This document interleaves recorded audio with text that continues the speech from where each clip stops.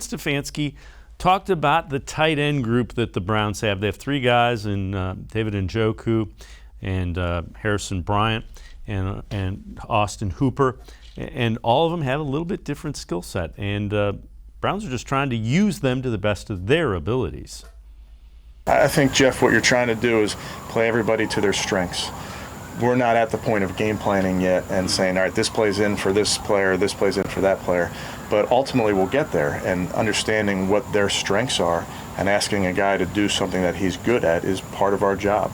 And, I think we have a year plus with our tight ends understanding what each one of those guys do, and they complement each other, and they feed off of each other. They really push each other and compete. So I think that's part of our job, I'd tell you, Jeff, as you get to game planning, to making sure that you're specific about where you're putting each guy.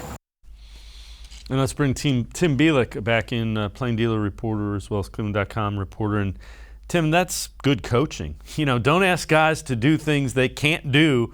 Find out what their strengths are and maximize them.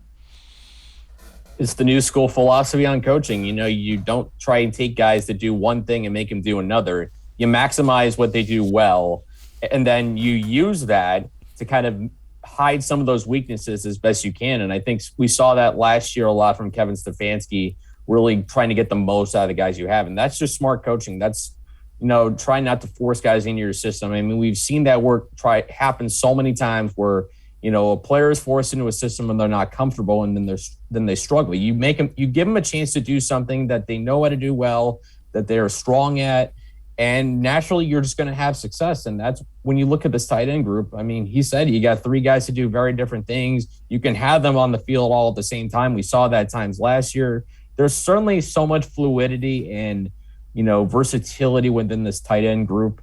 There's so many interesting things that can happen. I'm fascinated to see how these three guys in particular will get deployed throughout the season.